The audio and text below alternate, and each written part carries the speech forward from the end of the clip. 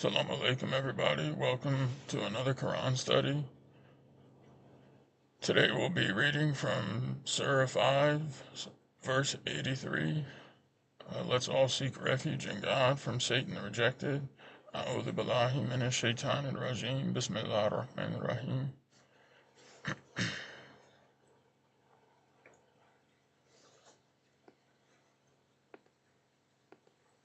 When they hear what was revealed to the messenger, you see their eyes flooding with tears as they recognize the truth therein. And they say, Our Lord, we have believed, so count us among the witnesses. So, looking at the last verse, this refers to Christians, it looks like, Jews and Christian. Well, you find, okay. So it looks like this is referring to Christians who, when the Quran was revealed, that they because they were submitters, submitting Christians, and they followed the truth, what Jesus taught, and they realized that these revelations are the truth, and it affirms and expounds, and is a new scripture, and that from God. And so they flood tears flood their eyes. And this also can go for people who were maybe Christians before, and they get the message and the messenger, the message of the restored Quran, the final testament, with the miracle of 19. And so this can also happen to people today. Mashallah, it's these verses are great, in the sense how they explain things, and how they explain the truth, so because people are Christians who were previously could have been idol worshippers, were idol worshippers, but find the truth. They're gonna readily accept it, and be and want to be counted among the witnesses. So this is also a test for these people too. And if they're a sincere Christian or a true Christian, which really are far and few between today, because most are idol worshippers. They worship Jesus, and for the ones that don't, or were worshiping Jesus and realize, as it was laid out in the previous footnote, about how today's Christianity isn't the Christianity that Jesus taught, and it's based on Paul. If they're not going to follow that, they're probably, or believe in the truth, in that respect, they're probably not going to believe in this book either. So, why should we not believe in God and in the truth that has come to us, and hope that our Lord may admit us with the righteous people? So this is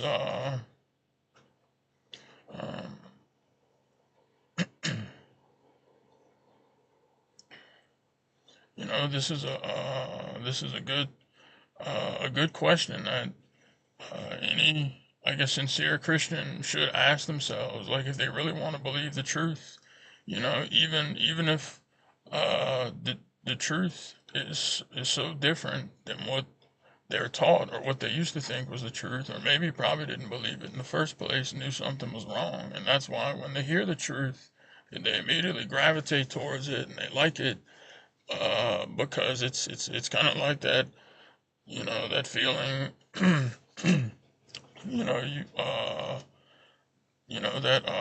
that people could have, that something is off. It could be with anything, like could go through this at work or something, or for, you know, troubleshooting something or diagnosing something, just an example, but like, something has been off this whole time, or something's off. And then when it finally, you finally see, like, oh, this is it, you immediately accept it.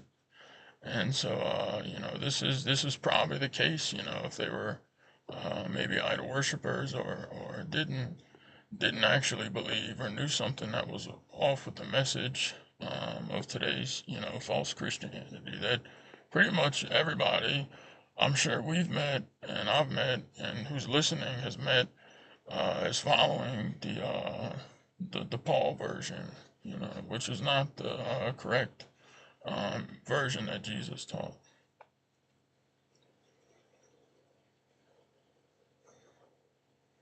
God has rewarded them for saying this. He will admit them into gardens with flowing streams. They abide therein forever. Such is the reward for the righteous.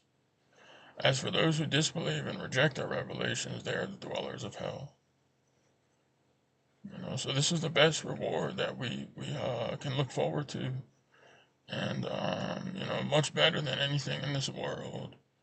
And it's something to really keep on the forefront of our mind, and returning to God, and hoping in His forgiveness, as it says in the previous verse, hoping that God will admit all of us who submit, and who believe with the righteous people.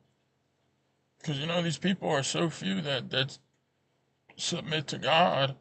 Idol worship is so prevalent, and it comes in so many different forms, so many different types, flavors, and all that. It's everywhere, and so it's really a blessing to have the message, and it's also a great responsibility. And for those who disbelieve and reject our revelations, they're the dwellers of hell. So if people who come across this Quran, people who we could have talked to, whether they were a Jew or Christian, or Muslim, or whatever the case may be, if they reject this Quran, or reject any parts of the miracle, reject the messenger of the covenant, reject any of this, they're going to be the dwellers of hell, and this is this is going to be so many people, and so it's good to remind people as well, and like the verse says, those who are too arrogant to submit to God, those who are too arrogant to believe in His revelations, are going to be forced into Jehannam. So if it's ego that's stopping somebody from believing in the Quran, if they're we're believing in the previous scriptures, or if it's they're worried about what people think, like the messenger gives the example about praying, people cheat themselves. So if people are concerned with what their friends or family are going to say about them, they sure, if they end up in, if they go along that route, they should think like, no, they're not going to give a hoot about what anybody's thinking if they're in hell. So they need to get rid of their ego now. And then on the other end of the spectrum, the messenger talks about, people who show off, or pray.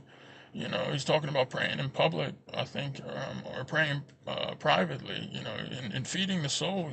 Some people are embarrassed, and then other people do it to show off. So, the same concept can be applied here with accepting God's revelations, and not just accepting them, proclaiming them for the people, striving in the cause of God with no fear or blame.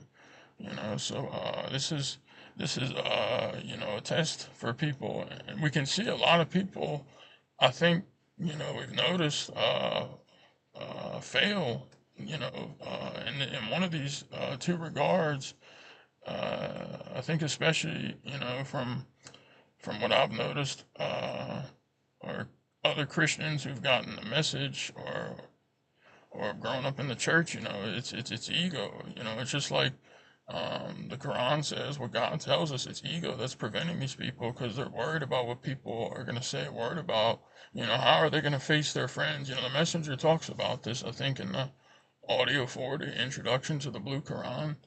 He specifically talks about these people and Christians that you know what's the term, they give up their own I think convictions, like that they compromise their own convictions in this regard, and it's just but we can see they don't actually love God, and they don't really believe in the hereafter, because if they did, they wouldn't care about any of these things, and they would work on finding out the root cause of their issues, and immediately hasten to take care of it and to submit to God, despite what people say. And a lot of the times too, it's the devil that puts these thoughts in people to dissuade them from making them think people are going to think this or that or say this and that. But whatever the case is, we don't care. The day of judgment, the hereafter, is much more serious than any of these things that people could say about us or us, or much. It's that stuff. It really the right comparison. I don't even know if you can do a proper comparison, but nonetheless, moving on. 87, do not prohibit lawful things, O you who believe. Do not prohibit good things that are made lawful by God, and do not agree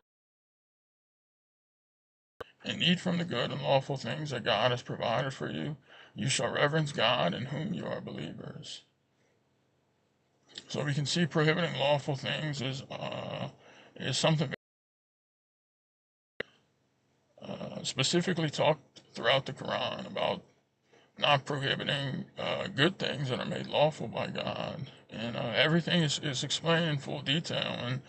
And people who do this, are doing it, are evil people because they're attributing lies. But, more importantly, the people who follow this, or follow the people that do this, they have to ask themselves, ask themselves, what are they following? Are they following what God tells us? They really have to ask themselves, are they following what their idol has decreed for them? Their idol has become their God. Because, these people want to have their own truths. They want to be their own God and their own messenger and come up with their own, ways in this and confuse people. And, so this is very important not to prohibit good things, and also not to aggress. God dislikes the aggressors.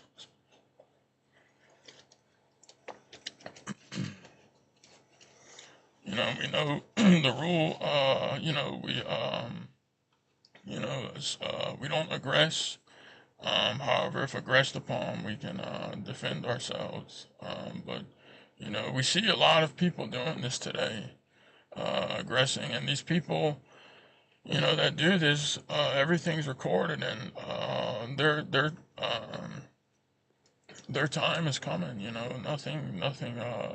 The retribution for these people, these evildoers, doesn't just begin in the hereafter. It starts in this life. The punishment for these communities and people who do this, we can see their fate, and it behooves us to remain patient, and steadfast, because this is our part of the test, and to respond accordingly. But also we have to have a lot of patience, and we trust in God. And eat from all the good and lawful things that God has provided for you, and be appreciative. Verse 89, do not take God's name in vain. God does not hold you responsible for the mere utterance of oaths. He holds you responsible for your actual intentions. If you violate an oath, you shall atone by feeding 10 poor people from the same food you offer to your own family, or clothing them, or by freeing a slave. If you cannot afford this, then you shall fast 3 days. This is the atonement for violating the oaths that you swore to keep. You shall fulfill your oaths. God thus explains his revelations to you that you may be appreciative.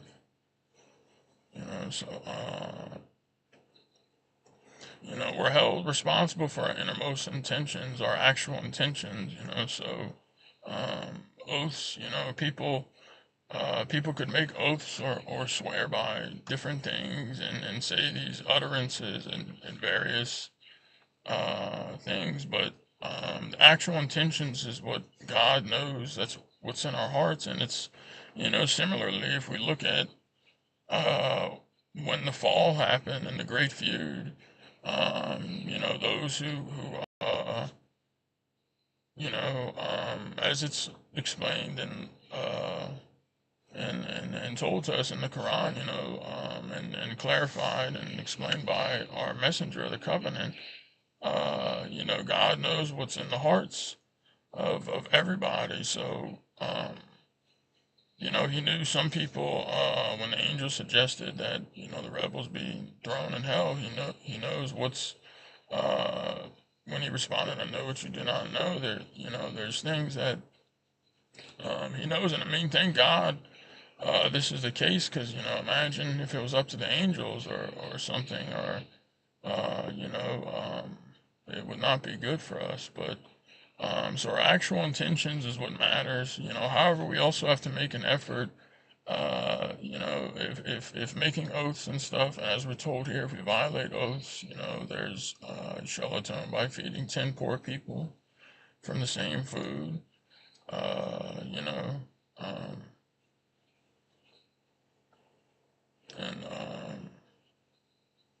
and then God thus explains his revelations to you that you may be appreciative. And then, so, the title of this, verse 89 is Do Not Take God's Name in Vain. We see this a lot too, people,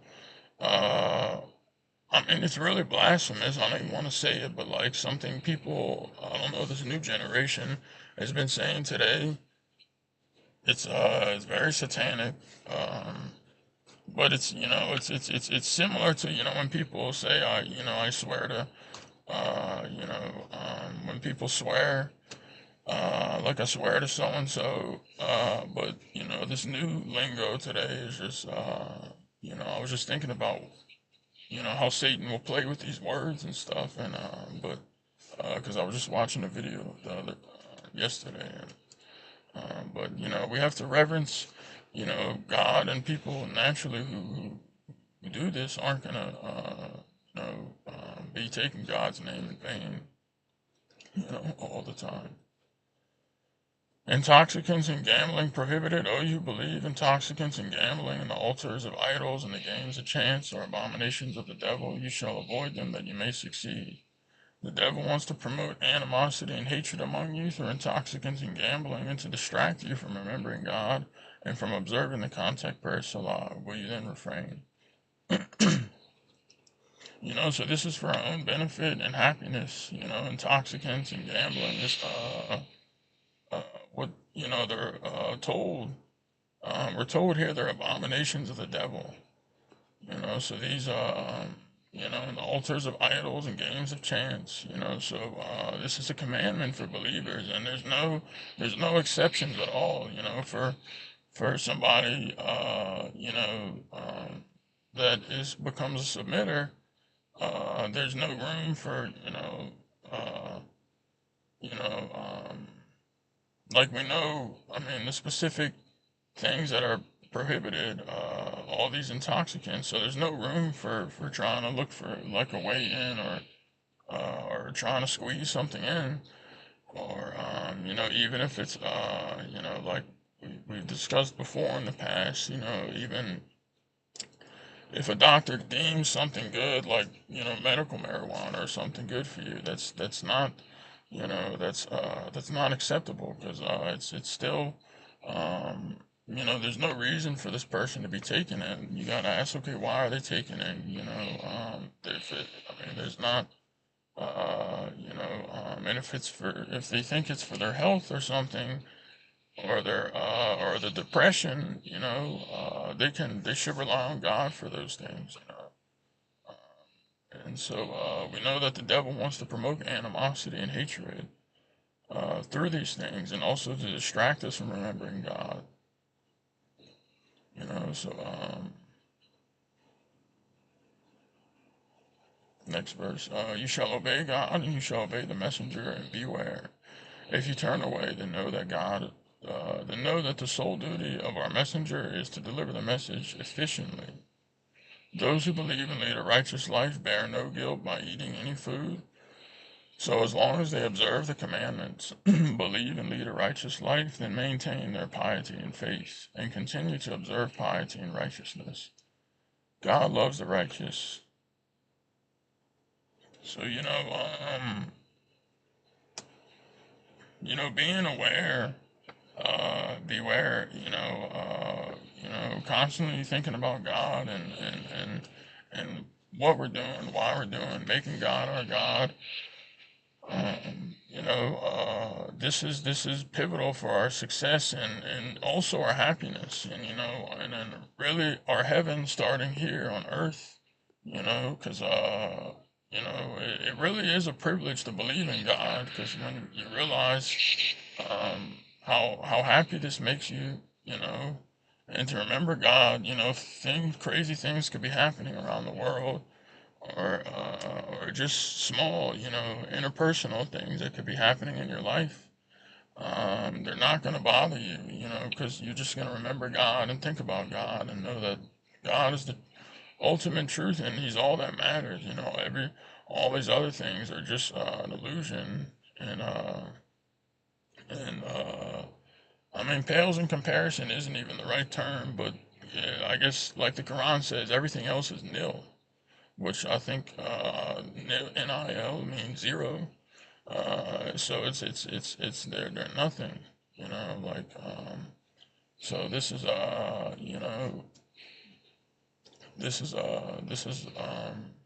for our own happiness, and observing the commandments, and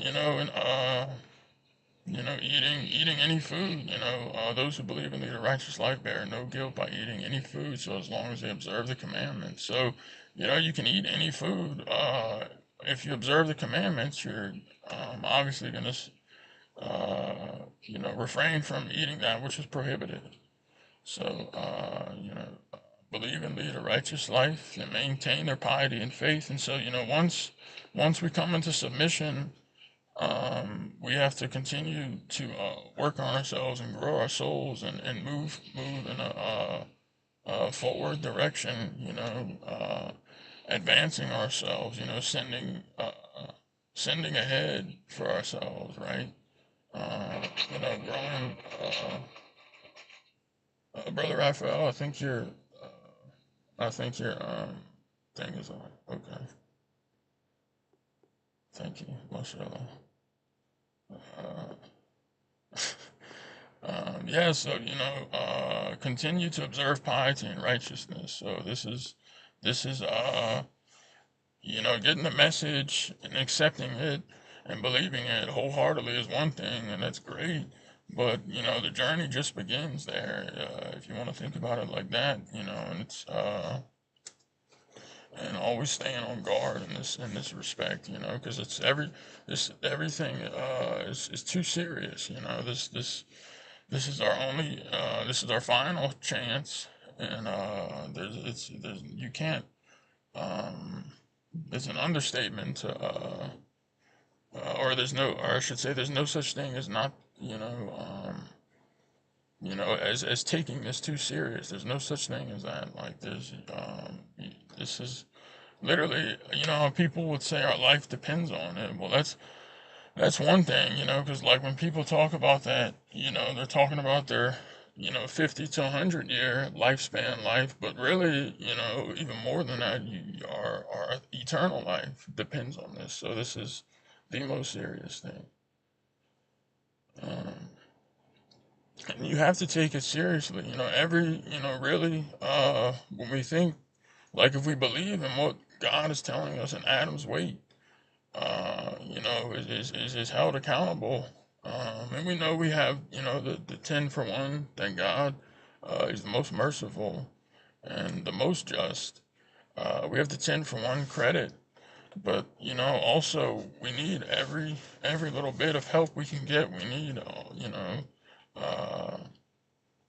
all the credit we can get and all the soul growth we can get, because that really could be the difference, just something small, like if when you add things up, I'm sure we've seen worldly examples, whether it's been school grading or stuff, but that could be the difference, and God will help us, with this, God willing, but we have to take everything seriously, like every moment, every interaction with people, interaction with ourselves, when we're doing things, are we thinking about God? Or we can ask ourselves, the last 2 hours, was God my God, and we have to shoot for like 100%, because I think, at least maybe from what I've noticed, if you do that, then you're gonna, it becomes a lot easier, and usually you'll find that you'll a lot of the times maybe you'll just have made it, like thinking about God maybe 55 or 60% of the day, or some, maybe if you really reflect on like the past, your the past day, or past 3 or 4 days, because this is a requirement, who is your God, and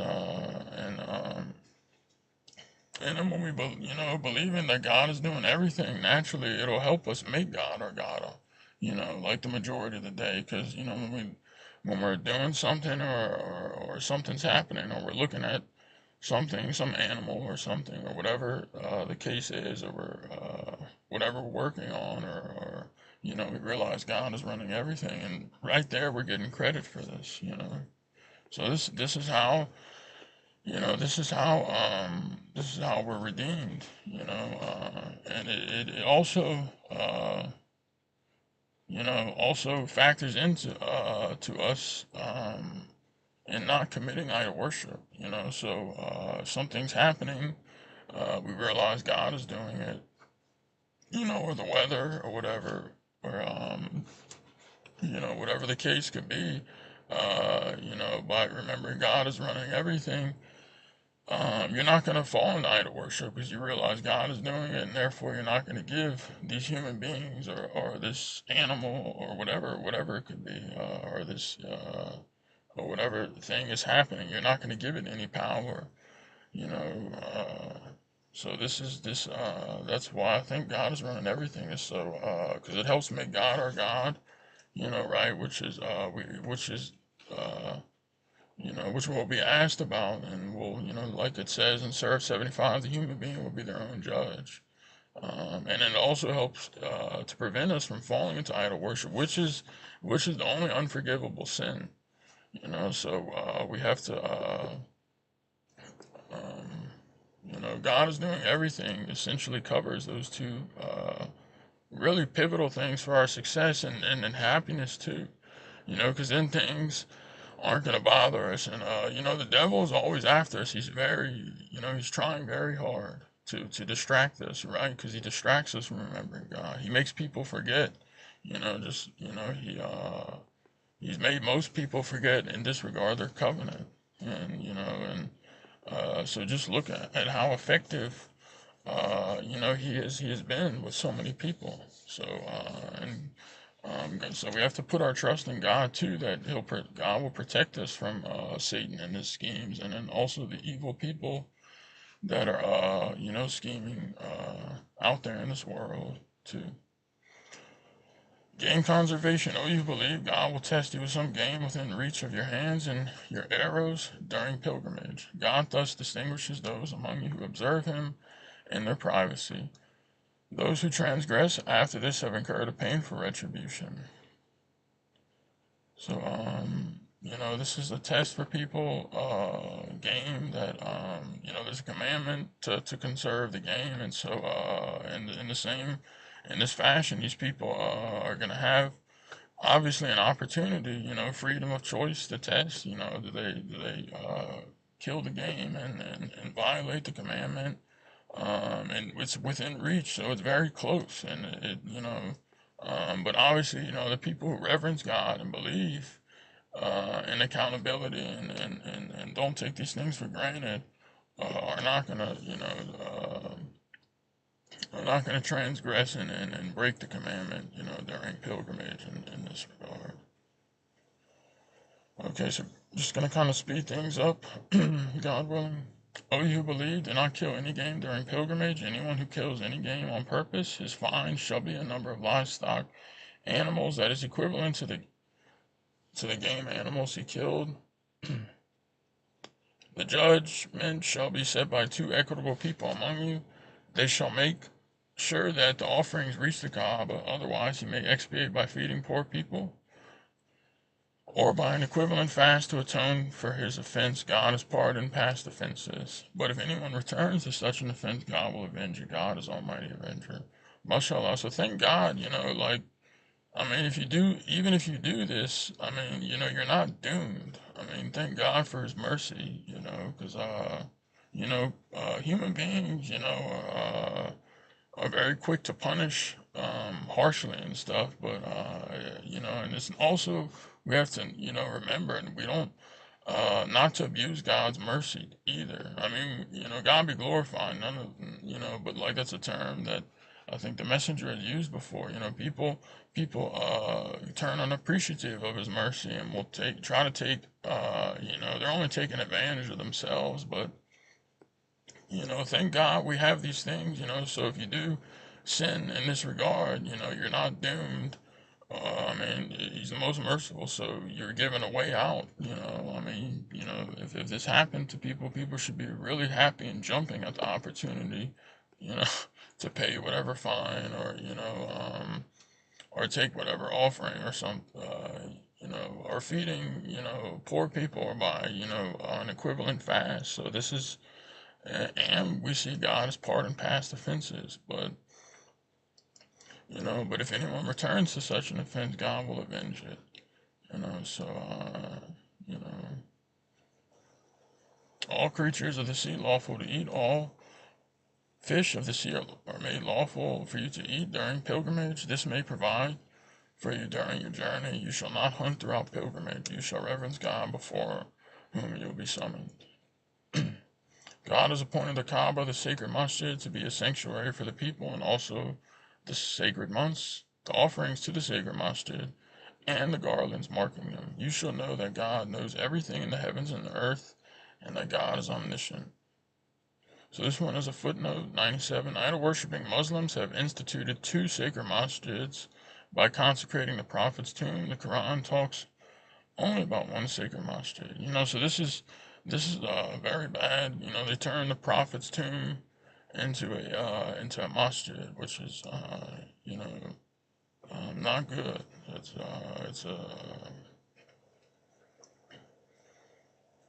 And right here in the Quran, it talks about one sacred masjid, but we can see these people don't believe in the Quran or appreciative of the Quran, so they just have to come up with their own, their own message and their own, truths, whatever they think the truth is.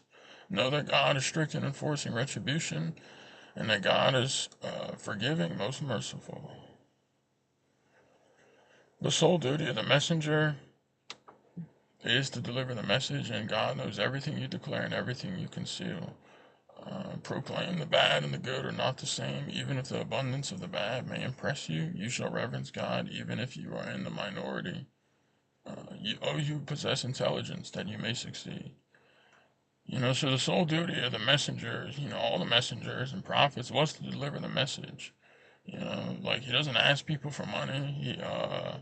He comes with a clear, concise message. It's always been the same, and it's a gift for it's a mercy and a beacon, as we know, that God sends.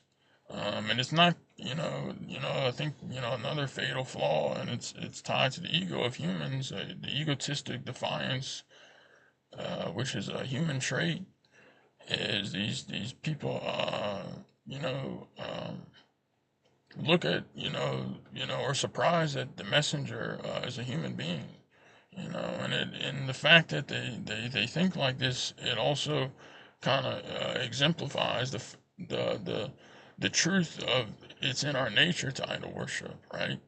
I mean, we look at the position we're all in, every single human, all of us here, and so this is a tragic trait. So he's not asking for people for money. He's not forcing people to believe. He's just delivering the message.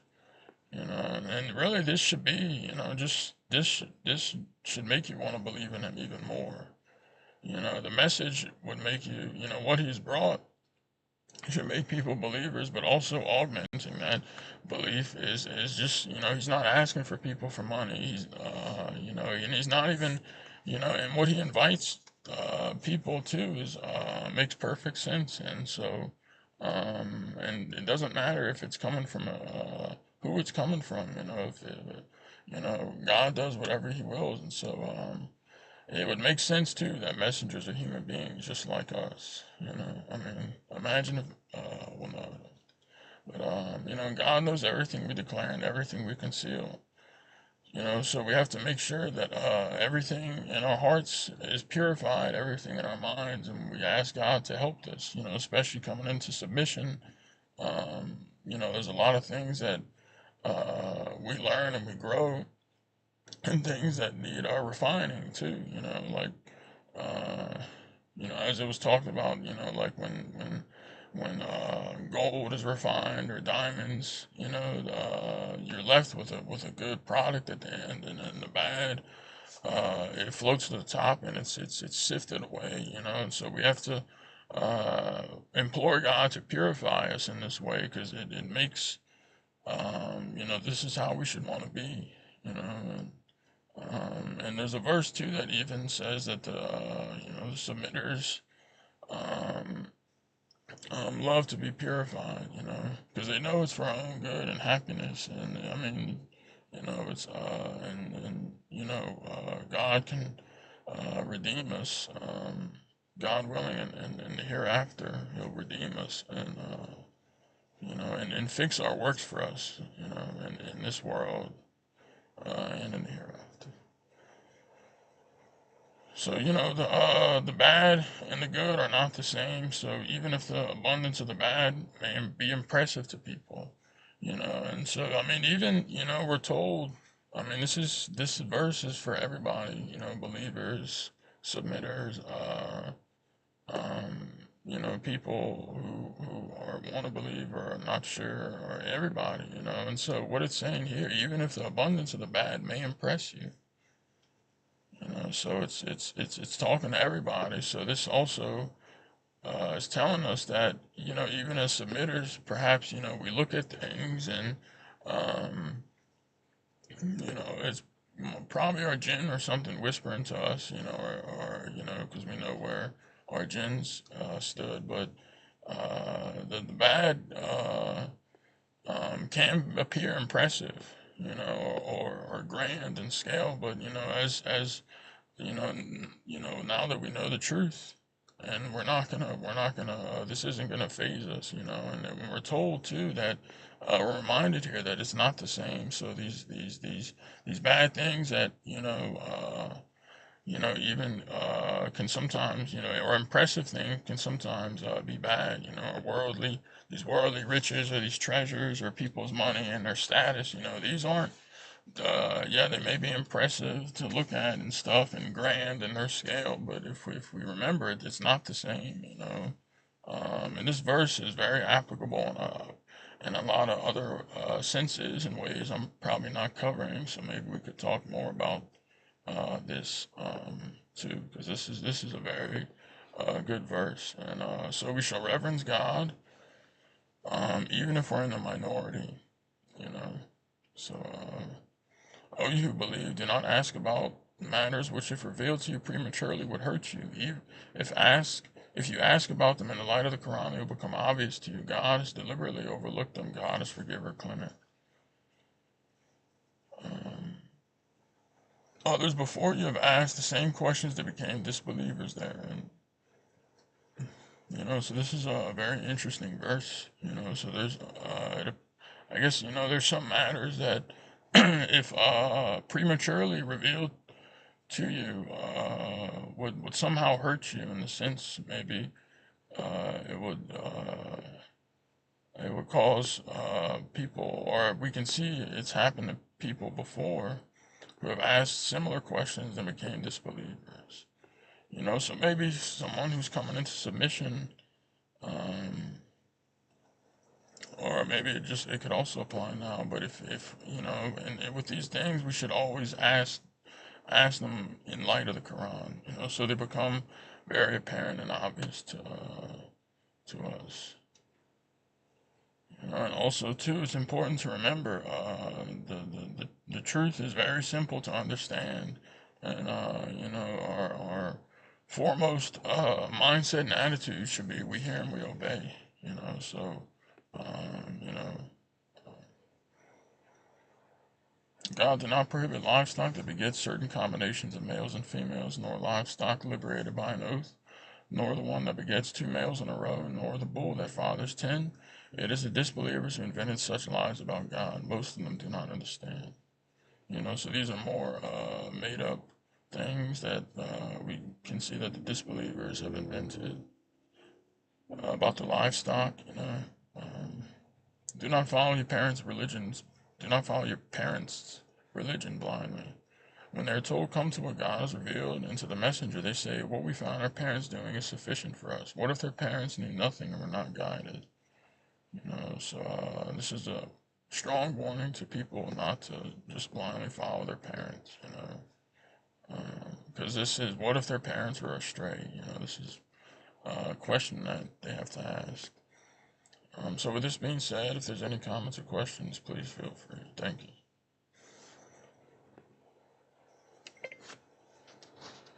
MashaAllah, thank you, brother. Good study. Awesome.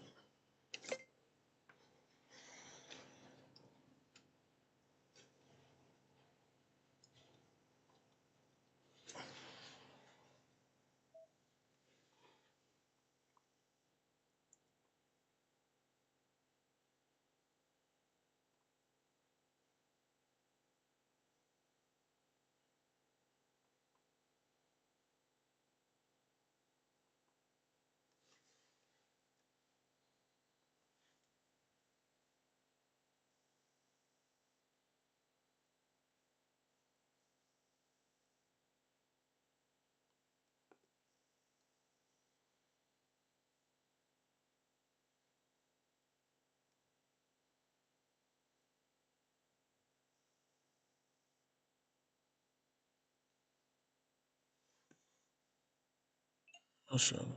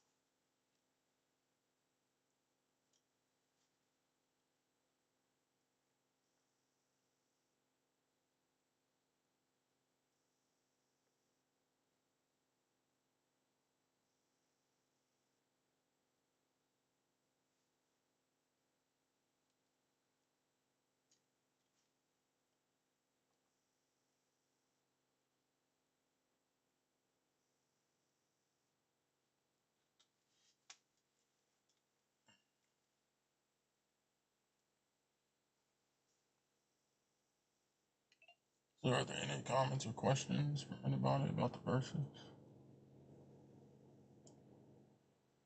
Maybe verse 100?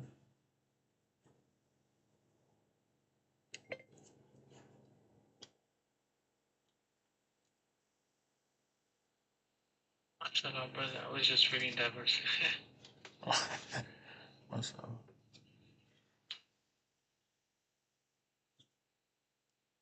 Yeah, I mean, God says you should reverence God even if you are in the minority.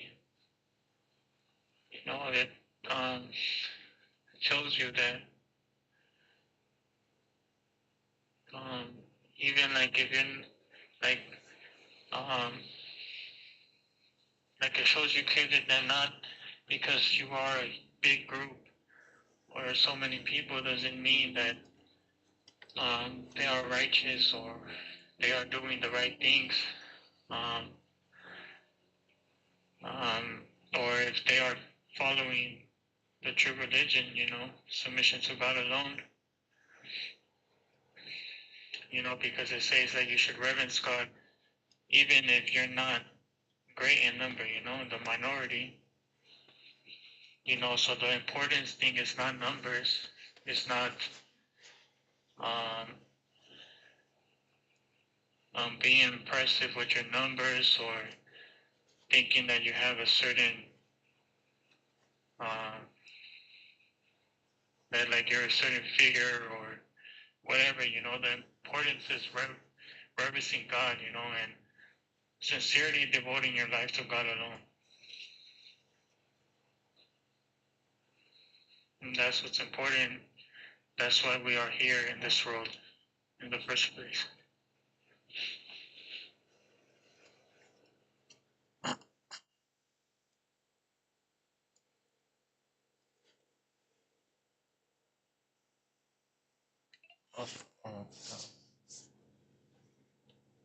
Yeah, it's a test for people too. I guess everybody's tested in different ways, but uh, we can see. I think kind of like I was discussing earlier. Even if these people don't admit it, it's that really awesome verse from Surah 29. About social pressure, profound disaster. Because these people, a lot of them just stick together and they compromise their own convictions. Like even if it's something like circumcision, it's a test for these people. Are they gonna? It's the same. If you look at it in this way too, it's the same crime that these people are committing again. They haven't learned from their mistake. They're following. They're being wishy-washy, and there's no room for wishy-washiness now. They have to take a firm stand with God, even if everybody else or the majority of people, which is going to be the case too. We're going to see that the majority of people end up in hell. And the majority of the believers that say they believe don't do so without committing idol worship. So this is literally already told to us, and so um, these people's big numbers aren't going to protect them. It might provide some like pseudo comfort, if that's the correct term, but um, provide some pseudo comfort in this life for them. But it's like the verse says that they're going to end up disowning and cursing one another on the day of resurrection. Where none of them can help one another. So. But I think if these people really believed in hereafter, they would readily just, you know, leave their big groups and stuff and join what God has joined, and especially, with circumcision, because it's really a big deal, because everybody is so many people are doing it, like even if they're not submitters. I mean, this is gonna be a very big thing for people, especially when the message prevails. So people have to choose their side and make the right choice in this manner. MashaAllah, good explanation. Sure.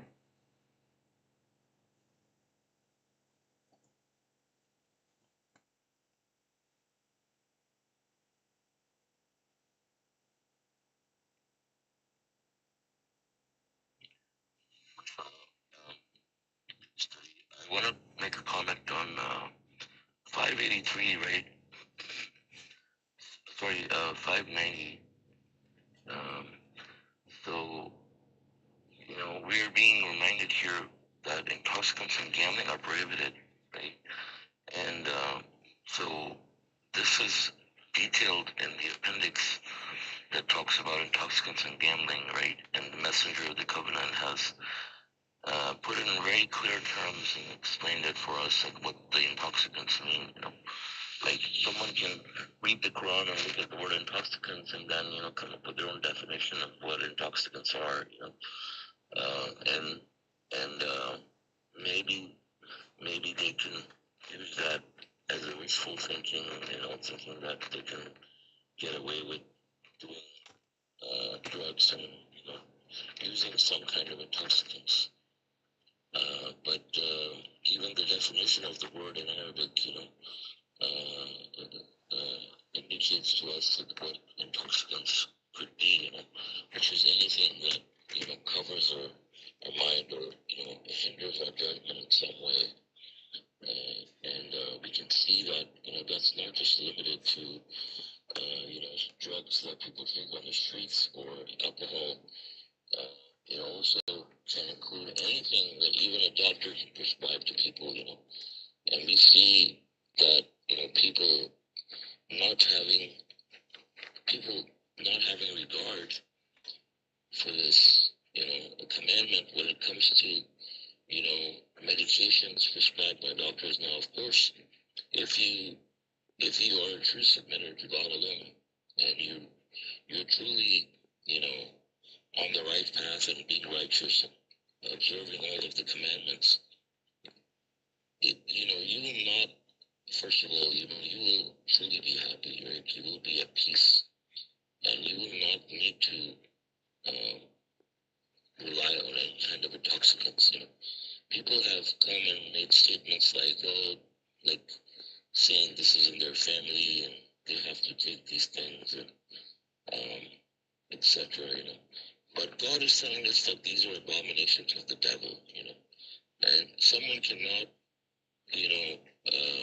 depend on abominations of the devil for their entire life. First of all, God will not put anybody in a position that they have to take the abominations of devil in order to survive in this world, and people saying that this is, for example, runs in their family and this in their genes, or, all kinds of excuses. People make excuses to be homosexual, same kind of excuses people make, to be pedophiles, and people make same excuses to take intoxicants, saying that, they have some kind of disease or something, and they have to,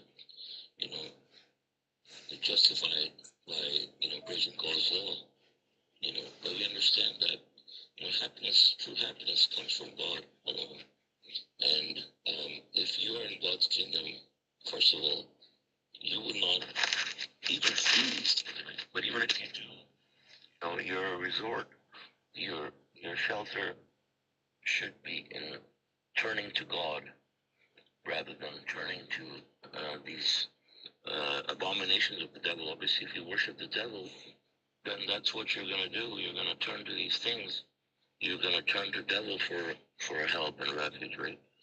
And that's what it is, when people turn to these medications, they call them medications. They're not medications, they're intoxicants. If they hinder your judgment and cover your mind, right? And they're very easily accessible. We know everywhere. That's just besides the point. But the main idea is that, we are, of course, God will test you with these things to make them accessible for you so that to see how you're going to respond, right?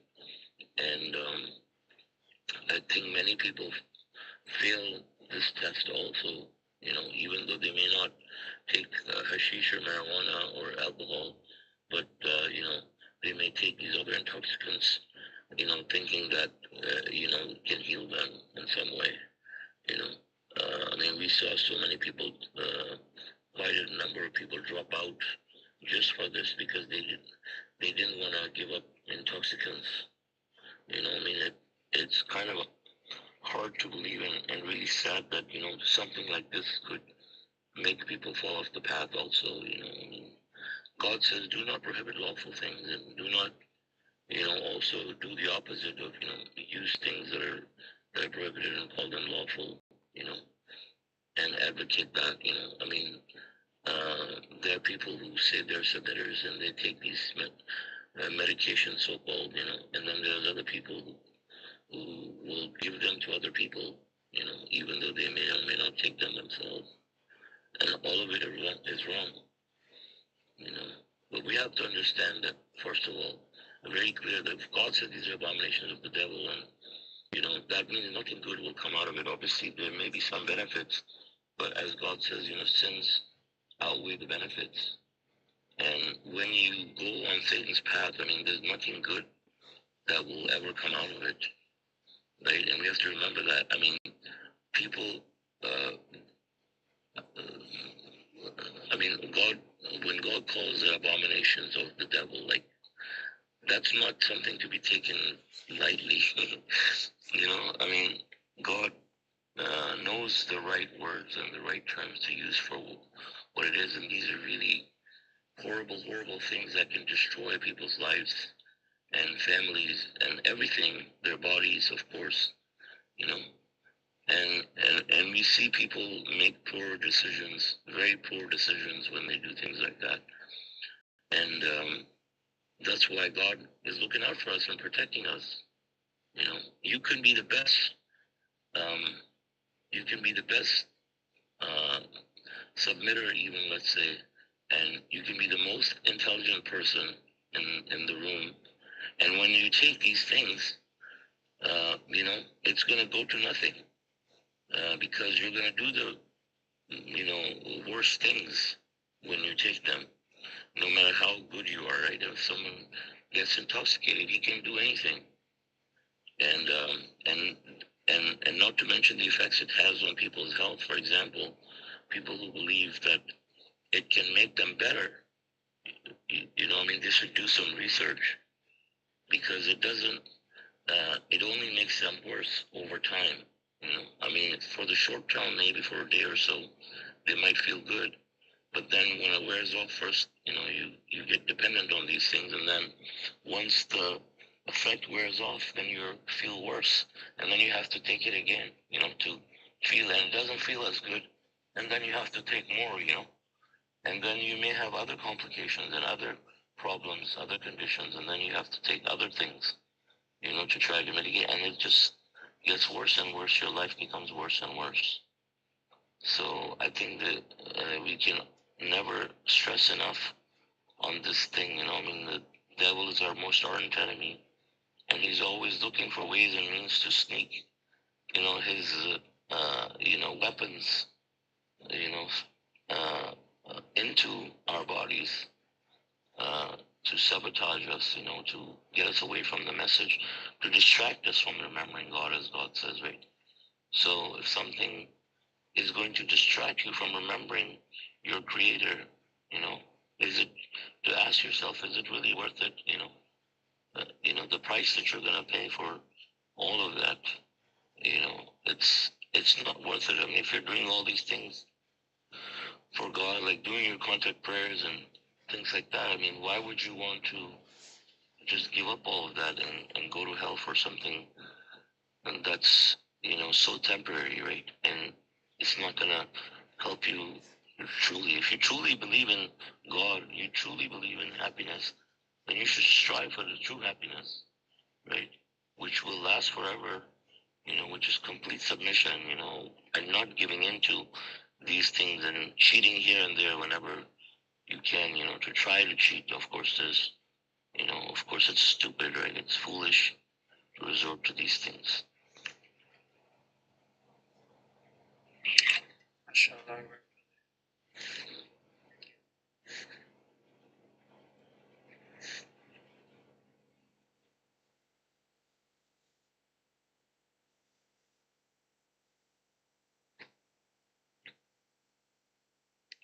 So, yeah, like you said, that every word in here is chosen. So, they're abominations. And it kind of made me think, so is this maybe, like Satan trying to provide, because like he can't. He's failing as a temporary god of this world. Is he trying to the abominations of the devil? I mean, is he trying to provide for his constituents in this manner? Through these intoxicants, like temporary happiness, but then you're left feeling worse and stuff. Yeah, because that's all you can do, right? Right. Yeah, it's a trap. It's a illusion. Yeah, because the real happiness is with God. Not with these things. And I think, like you said, mashallah, too, at the end, these people like who dropped out over something like this, you said, is it worth going to hell over? That's, if they would have really probably asked themselves this question or been sincere, like, let me just take a look at what's being presented here, and like, is this and they would,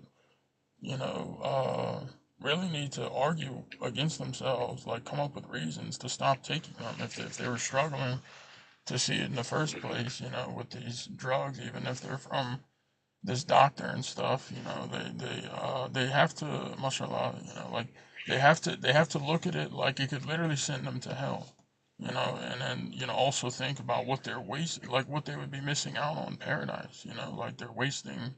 It's not worth it, like to miss paradise for something like this temporary, uh, you know, and yeah, coming off of something like those drugs or whatever, these medications, it's a difficult at first, but that's part of the maybe the purification process. Your body doesn't need it, and if they're really striving, I think these people. This is I think a good example. How careful people should be. Like asking like, is this a medication or this um, depression drug or something that, is it, it can cause them to go to hell, and, they have to, yeah, take it seriously.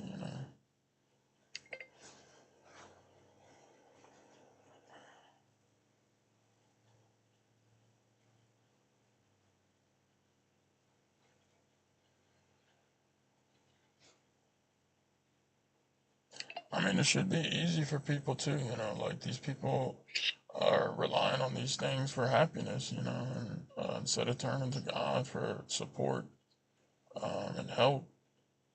You know, I guess you could say they're idolizing these things. I mean, we know it's God's system. Like we can be helped through his the things He's created for us. But like in this sense, it's an intoxicant. Like what it does, you end up long term. You end up worse off. Like your body and stuff, and your mind ends up worse off through taking these things.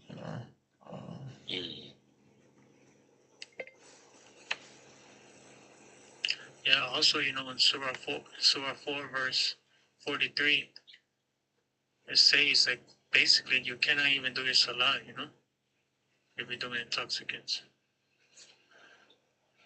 Yeah, because you don't know what you're saying. Right. The whole concept, the whole idea is to, remember God, and if you can't, control your thoughts, can't, there's no point to, basically doing something like that either. Right. Yeah. Sure.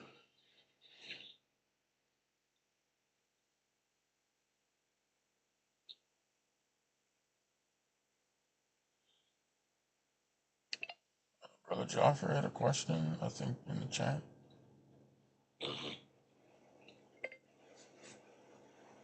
Brother Joffrey said, I have an off-topic question. I have an off-topic question. Okay.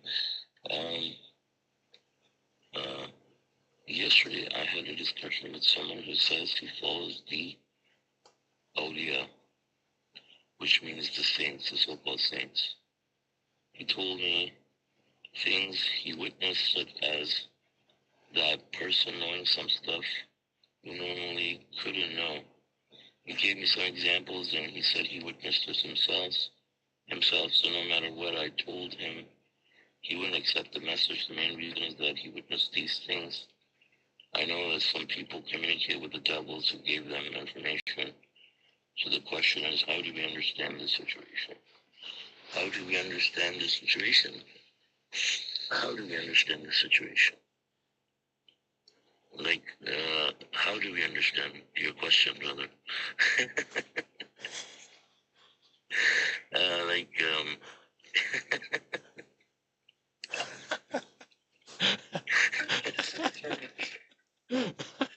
What the?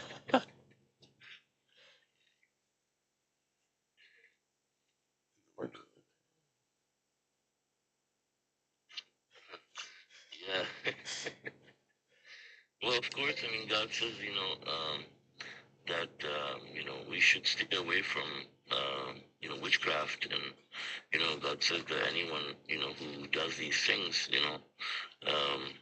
they, the hereafter is prohibited for them, right? And so, going and trying to communicate with the jinns, involves doing things like witchcraft, right? And these people, do nothing except witchcraft.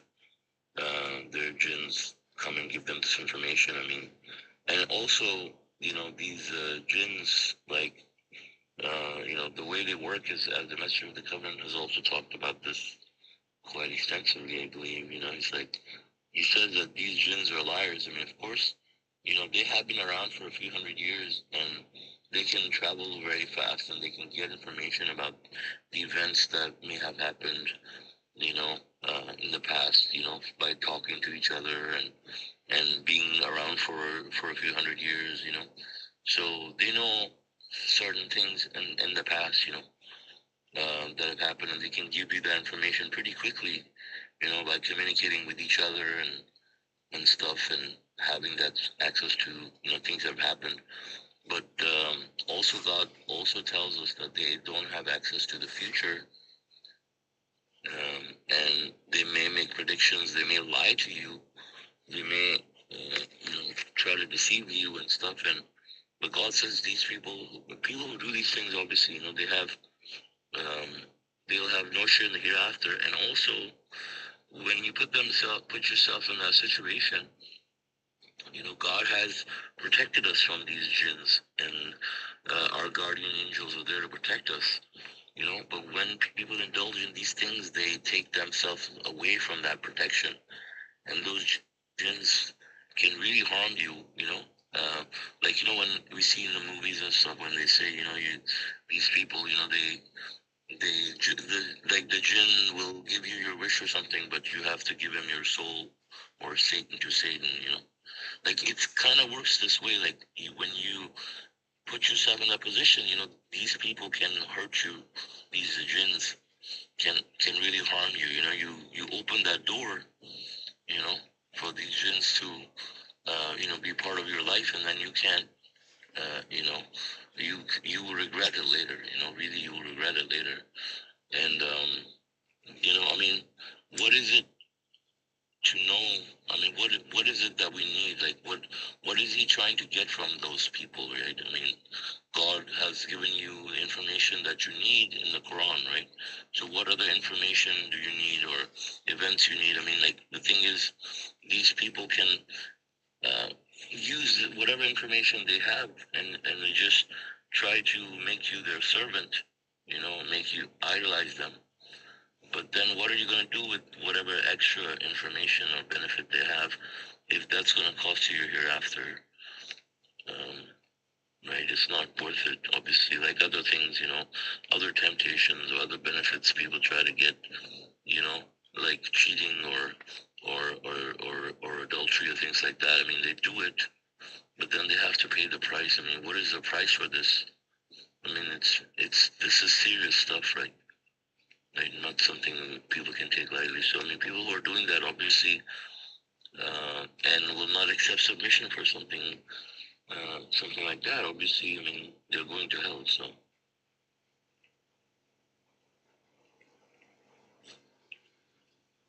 Yeah, exactly. Brother Jaffa always has interesting conversations with people. Mm-hmm. Much, Yeah, mashallah. yeah, mashallah, good explanation.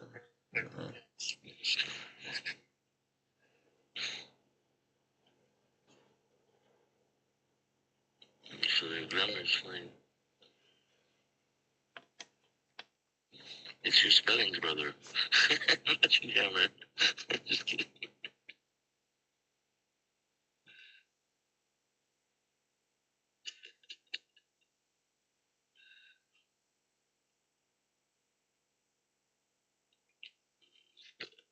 I tell Brother Joshua I'm a spelling Nazi, you know, like he I always correct his spellings. Mashallah. So I had this question, I guess, since we're on that similar topic. So, like, you know how we are jinn specifically can whisper to us, and you know these because he's a offspring of Satan, and you know that's you know, so like when we have the verse or the surah 114 and 114, and then we also, I think in surah 7 it says he and his tribe see you where you do not see them.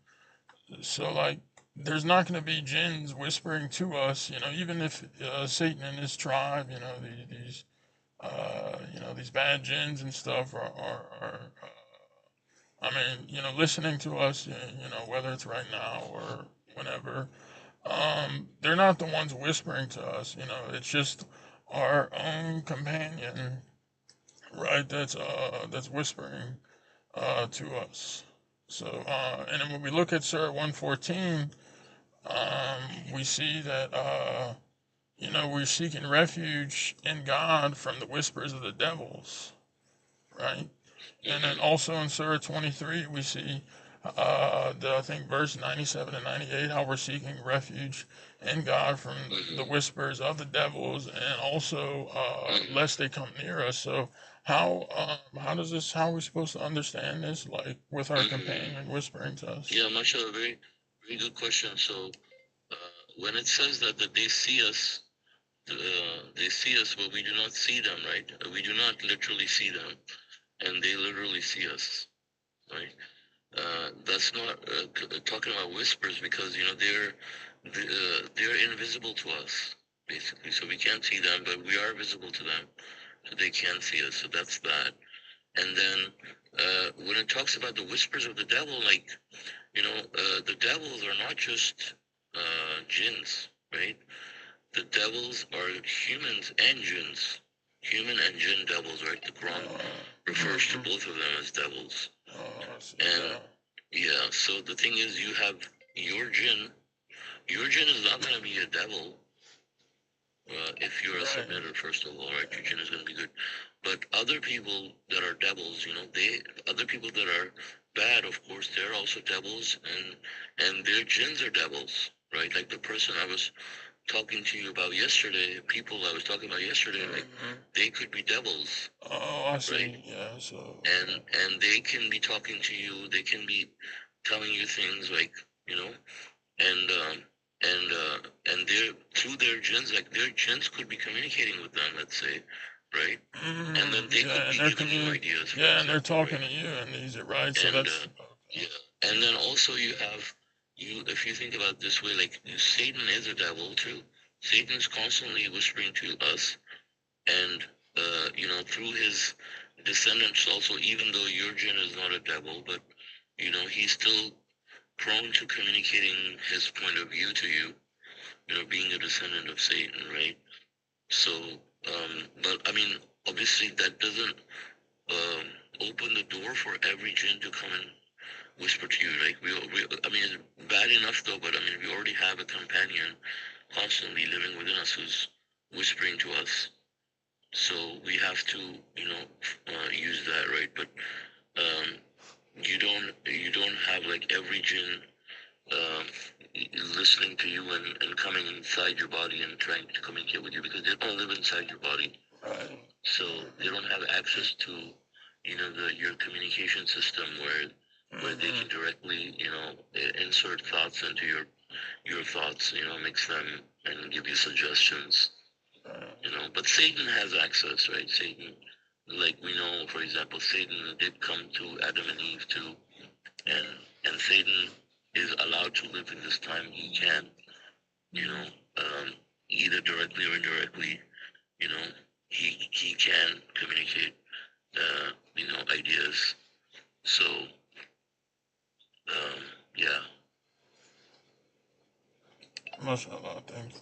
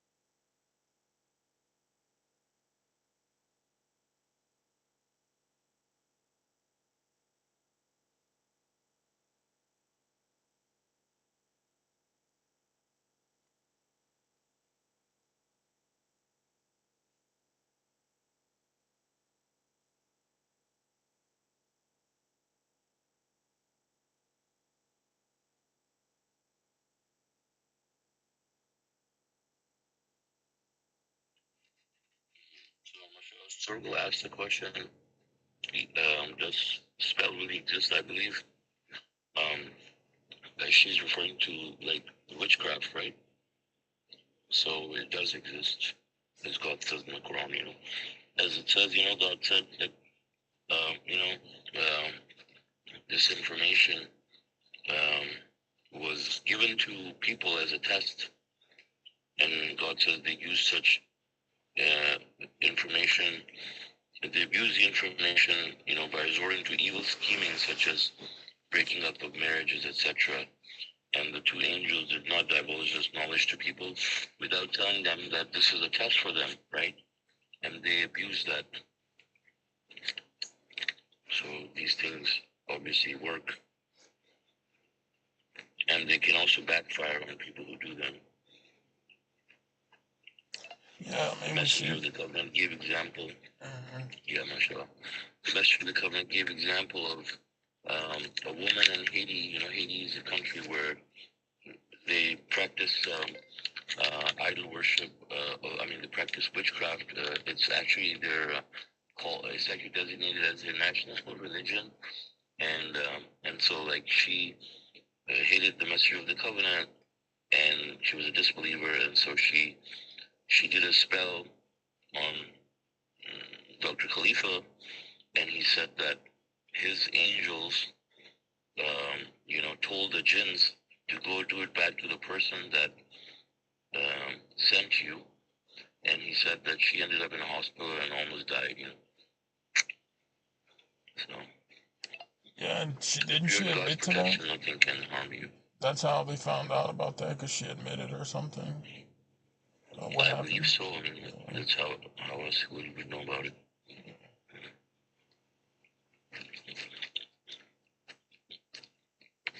God can inform them, Right. Yeah.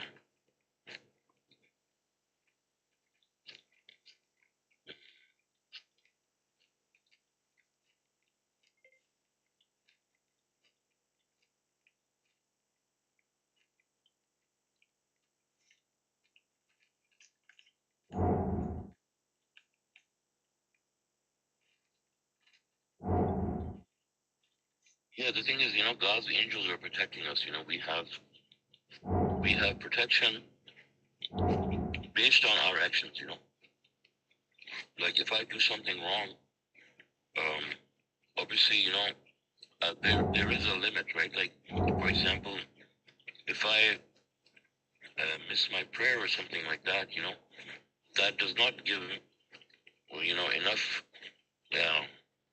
authority, for example, to Satan to come and hurt me, like chop off my finger or something like that, right? Maybe I can get a scratch or a headache. So it depends on your actions, if your actions are serious enough, um, to get something really bad to happen to you, like getting sick or, breaking up a marriage or anything like that, right?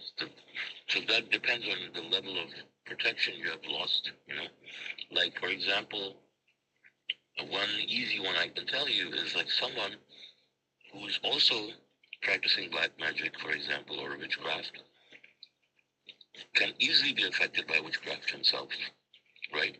And usually this happens to people who are involved in this kind of thing, and the jinns come and end up hurting them, right?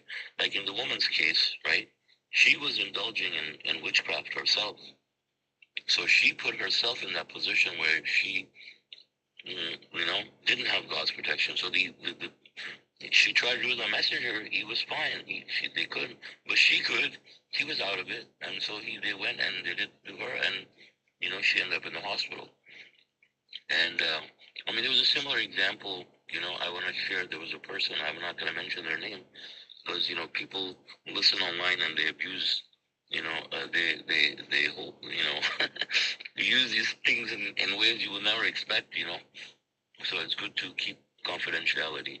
But there was a person, who was using witchcraft for something that he wanted, and then the jinns came and ended up terrifying him for days, and until the person repented, and then it stopped. So by God's protection, so it really depends on us. If we put ourselves in that position, then these things will happen to us.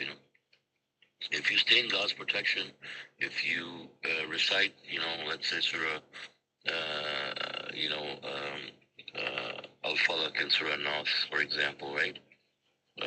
Surah 113 and 114, and seek God's protection, these things will not come near you, right? You have God's divine protection, and especially being a submitter, so we shouldn't worry about these things.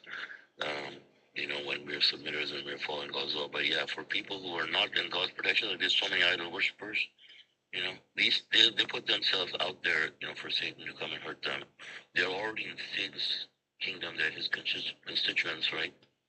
So it works on those people like in bad ways, right?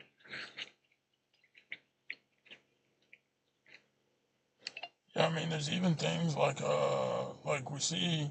I don't know how popular they are now in the United States or across the world, but I'm sure many of us have heard of them, like Ouija boards that are Yeah, they're very literally, common. yeah, made by Hasbro. Hasbro makes like board games and stuff, and these very seemingly innocent things. And this is like, it's almost mind blowing how real this stuff is. But uh, there's enough accounts online of like people doing these things or like videos, and then like and then people could maybe even try these things, like having complete doubt in them, or and then end up getting shocked as a result. But yeah, like this is important for like people not. I guess most people that know like are not gonna give their kids these things or anything, but yeah, it's sold as something like, oh, like communicate. I don't know how it's sold now or what the marketing thing is, but yeah, it's yeah, it's very real thing.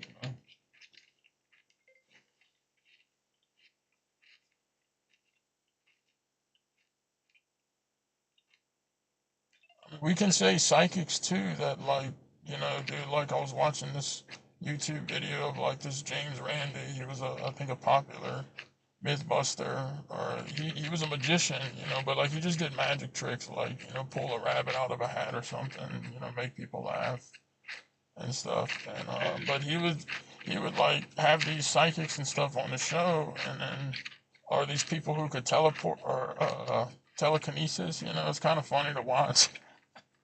But like he would offer them $1 million to see if they could. Uh, but yeah, there's a lot of people that scam people, and take advantage of people. Like in England, I was watching this one episode, like people who have just lost relatives, are in a very distraught place in life, and want to, there's people that take these people's money illicitly and just, and then a lot of them are just scammers too, that do this. Like Yeah. they Yeah, make God, they I make want to read Surah 2, $70,000 a verse month. 102. Huh? I'm sorry. Go ahead.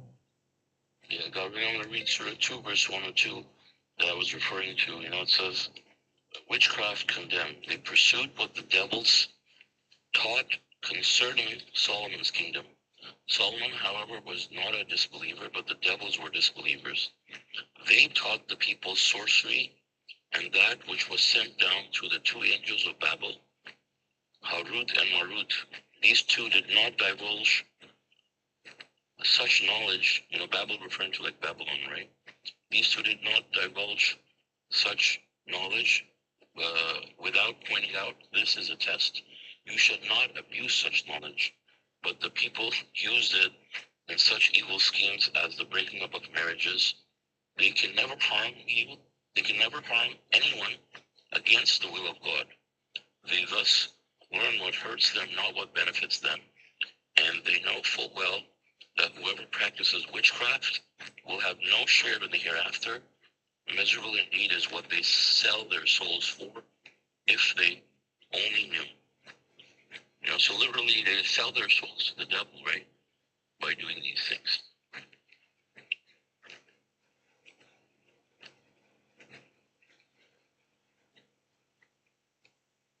They don't literally sell their souls. I mean, they figuratively sell their souls.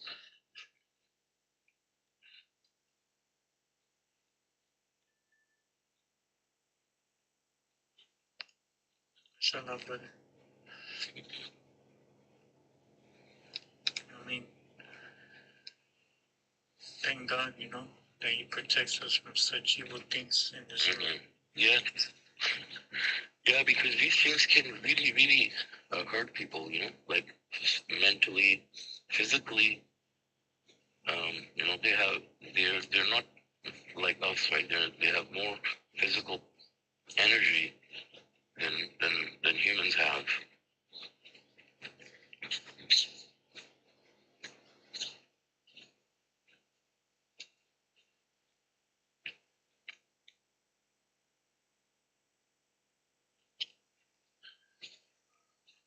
Changing topic. I think Brother John,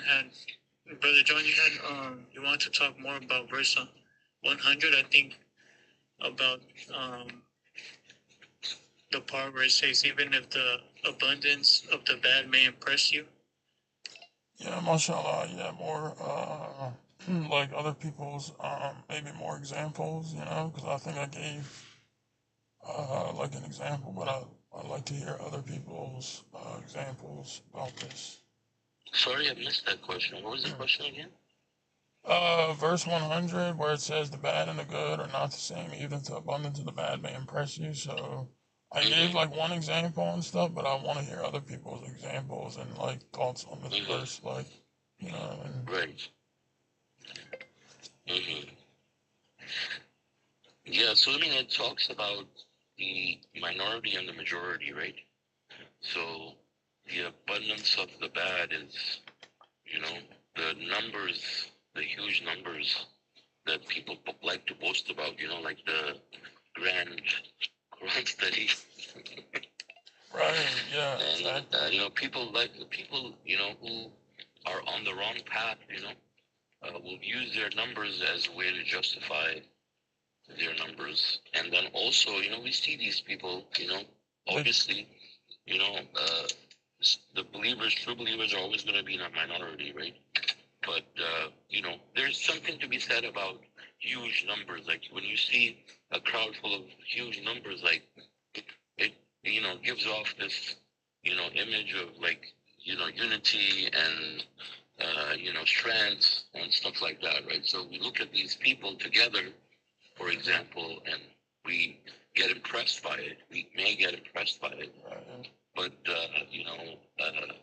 when many people, stand up for a certain point of view, it is normally in this world used as a validation of that, right? Like something becomes very popular, everybody is all for it. Like, it could be a movie, it could be an artist, it could be a song, it could be anything. That shows a way of, kind of validating it, like this is good or this is real, right? But when it comes to God's religion, it's the opposite, because we know the majority of the people are going to hell, and Satan is going to claim the majority. So when these people are big numbers, even though they may look impressive, like red flags, strength, unity, like truth on the surface, like we should not be impressed by that. It's easy. It is easy to get impressed by these things. Like as human beings, we were programmed to look at these things that way, right? But in reality, God says that's not the case. Sometimes things can be more, but just being large in number doesn't mean that it's good.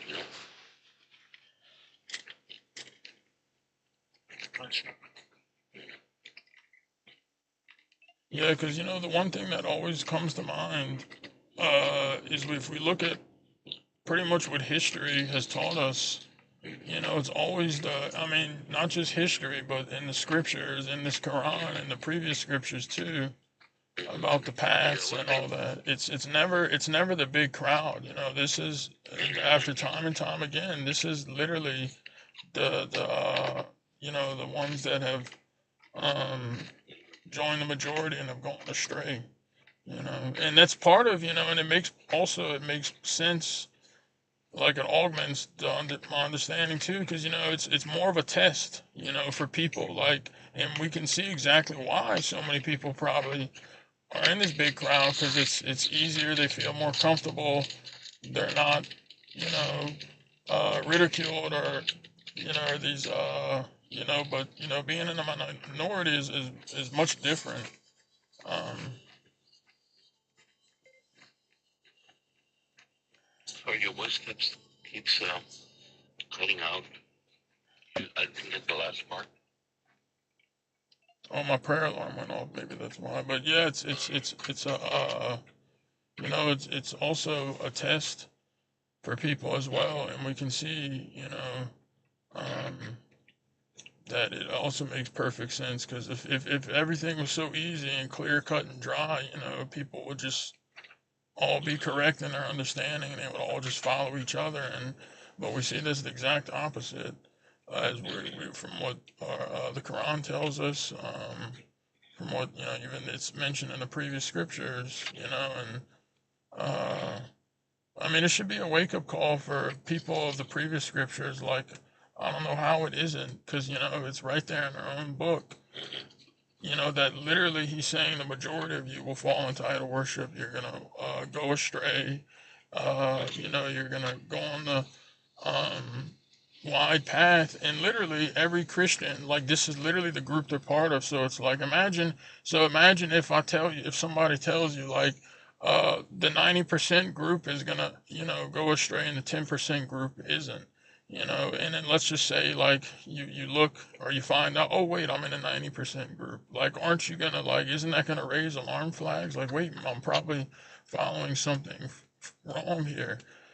But these people just feel comfortable because everyone else is following. But literally, it's like in their scripture, like, why, like, wait, I'm in the 90% group, and they know that, but they don't, like, oh man, I'm probably, something's off here, you know. Yeah, exactly. They're seeking the comfort of the numbers, right?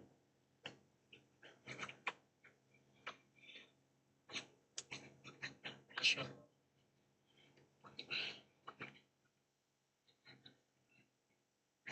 Yeah, this kind of reminds me of these recent pictures I saw online of, some of these people in Turkey, having their conferences and stuff. And, a lot of them have weird ideas about religion, and they're very happy that they're multiplying in their numbers.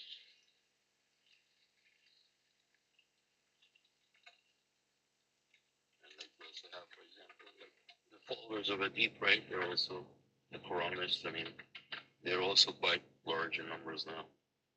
But I mean, not to mention we have the Muslims. I mean, they're so big in numbers, even bigger. And then you have Christianity, which is even bigger in numbers right now. But these things are not always going to be that way, anyways, right? But one can't be impressed by any of it, right? Whether it's for numbers or for some other reason, they may have more money or something, But we understand that what's important is for us to be on the right path. Even if we are, ridiculed and said that, these four people or what, uh, it's more important to be on the right path than to have huge numbers, right? And that's why it's also important that people don't compromise their faith for the sake of increasing their numbers. This idea of inclusivity. Like how you see people in churches and stuff, welcoming homosexuals and all kinds of people. Yeah, you can believe whatever you believe, just come and join us, And you see the same thing, for example, now these people that are having these conferences, first they said that in Turkey, first they were saying that no, circumcision is part of religion, and now they're saying, oh, it doesn't matter whether you believe in circumcision or you don't believe in circumcision, you can join us, or something like that, And I think that's, now they're getting more traction.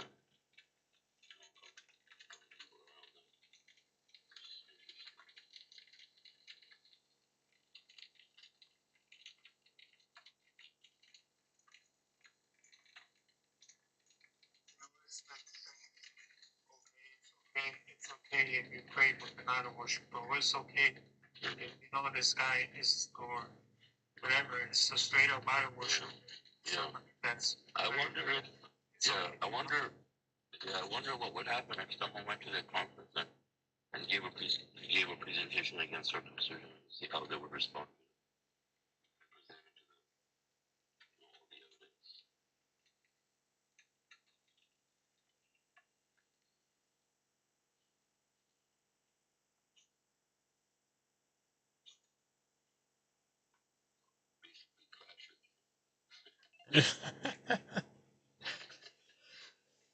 I mean, it was still. I think the rest of the government used to do things like that.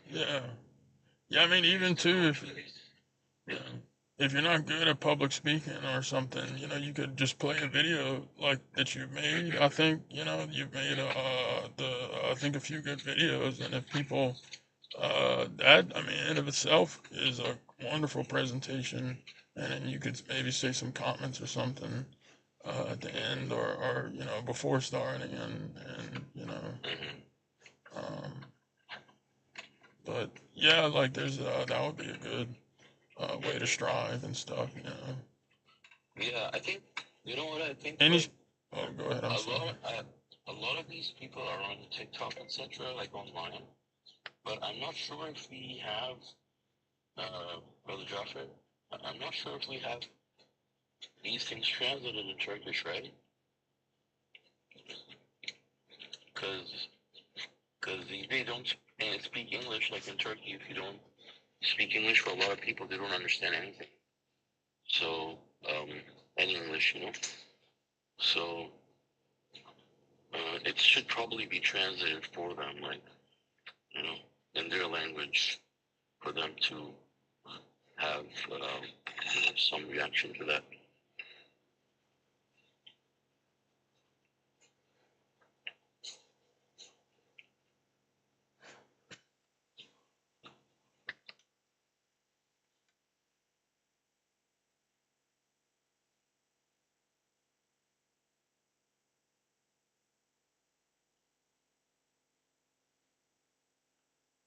It's like the verse that says, those who pursue their lust wish that you deviate, a great deviation, so they too can, we're told, acquiescing to these people's wishes isn't, is bad, and it's not going to help us. You're not going to find any ally or supporter, Yeah. so, man, so many people compromise, like, over these things, and, it's just, unfortunate, you know.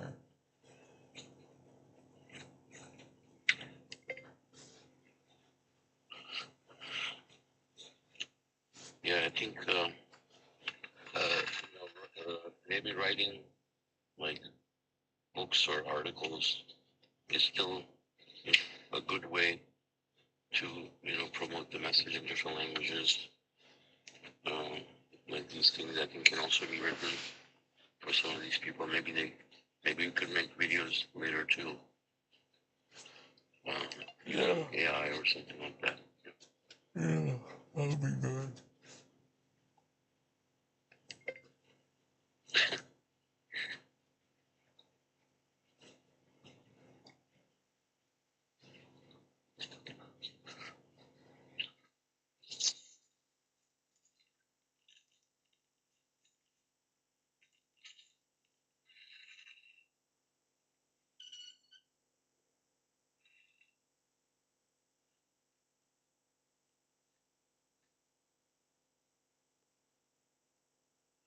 So, is there any other comments or questions from anyone? What do you guys think about verse 101?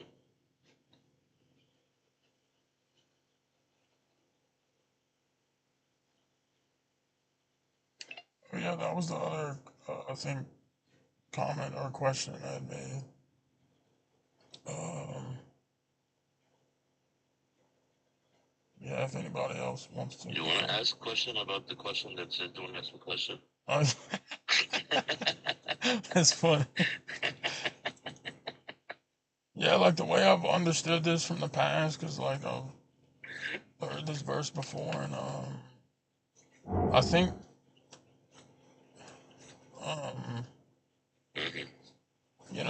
like there's some things, I guess, like just from my understanding of like coming into submission and stuff, like if I would have found out about certain things, or like certain information would have been told to me at the wrong time, something, very bad could have happened, and I could have potentially turned into a disbeliever, and disbelieved in the truth. Um, and so that's my understanding is why it's really important to kind of prioritize, I mean, not kind of, do prioritize the quote unquote we hear and we obey, that's talked about in the Quran, and also not to be I mean, it's good to ask questions, but like I guess it's your intentions. If you're being like super inquisitive, like looking for a reason to try to find a loophole, let's say about intoxicants, or maybe just something that you really or something, something else or whatever, like you know but yeah, so at the right times, I think these things with time like will become apparent. God's timing is, subhanAllah. That's kind of my understanding.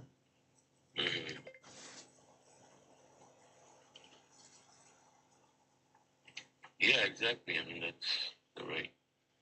That's how I see it.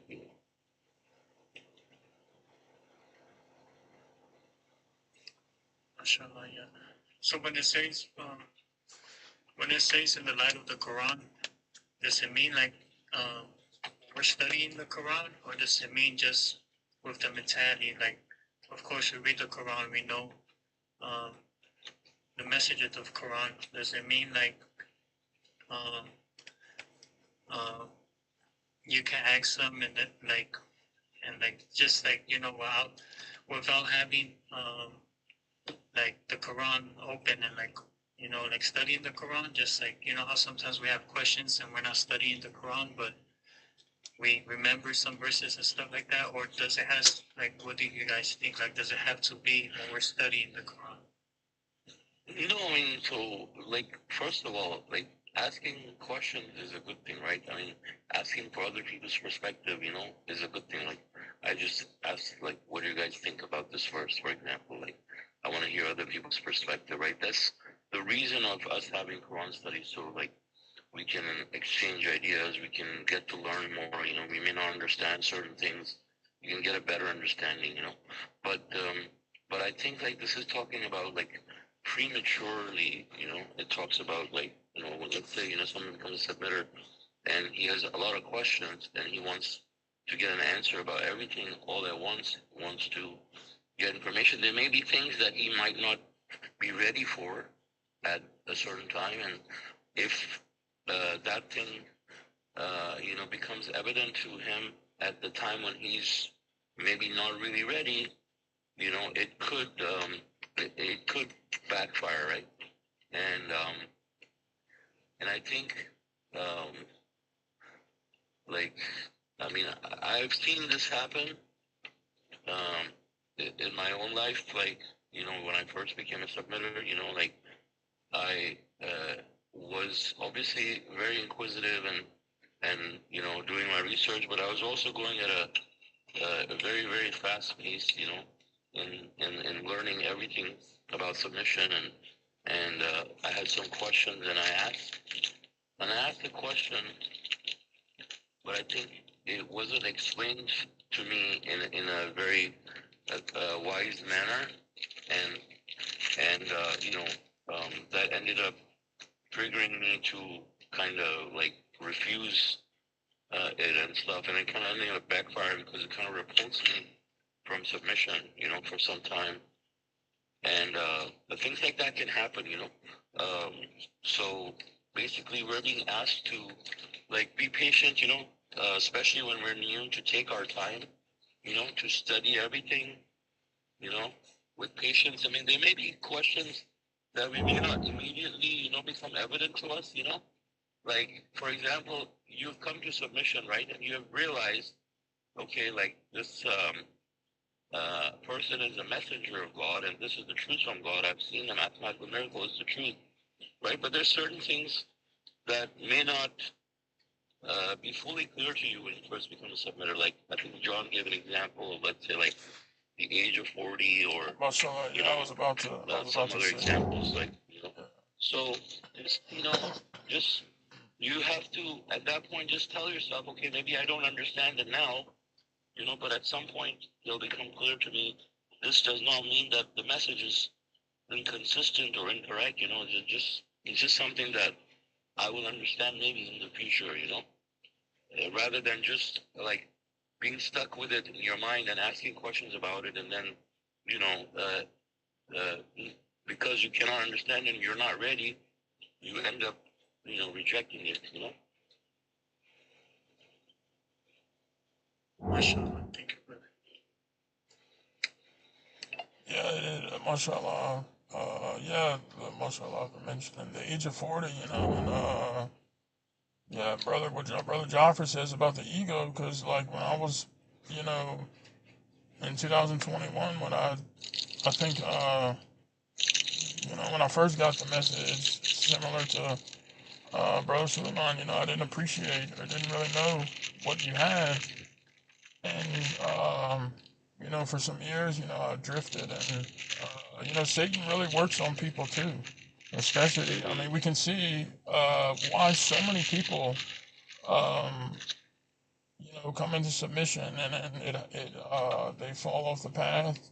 But yeah, and yeah, the age of 40 was like the last thing, and then I didn't understand it, and I was just looking at brother Jaffa wrote it was ego, because my jinn, obviously I see it now, was telling me like, well, who is like who, I didn't realize it. I mean, it's God that has this information, but as brother Suleiman mentioned, it's important just to really prioritize. We hear and we obey, even if you don't understand it. and it's very confusing, and you know, believe me, it can get very tricky because like you'll come up with all these reasons like, well, how was this situation with this person, like how, you know, and then that's where it's you know, yeah, we hear and we obey, and mashallah, wasn't until I think, you know, seeing proofs about the messenger, his messengership, and like really, you know, finally understanding like what a messenger meant and stuff. Because I think in coming from Christianity, you don't know, like you hear about prophets and stuff, or you're just so used to hearing idolization, like you don't. But yeah, it wasn't until like you have to have complete trust in God and like, okay, this person is a messenger, and whatever he said, is for real, you know. But yeah, it's also too, you know, like the verse could, you know, like if you have a question maybe that you maybe even suspect you're not ready for, and then you realize if, well, if it was answered in this way, or if it was explained to me in this way, or if this XYZ was the answer, would, and you know this would hurt you, you know, like it says, you know, don't ask about matters which if revealed prematurely would hurt you. You know, so but like, you know, it says if you ask about them in light of the Quran, they become obvious to you. So um, hopefully that was uh, an okay explanation. You guys able to hear me okay? Yeah, brother, it's just sometimes just like sounds in the background, but your voice is clear though. Just what? Like it was just sometimes like sounds like in the background, but your voice is clear. Oh, okay. Were You you don't hear just, the wind? yeah, we can, yeah, we can hear you. That's fine.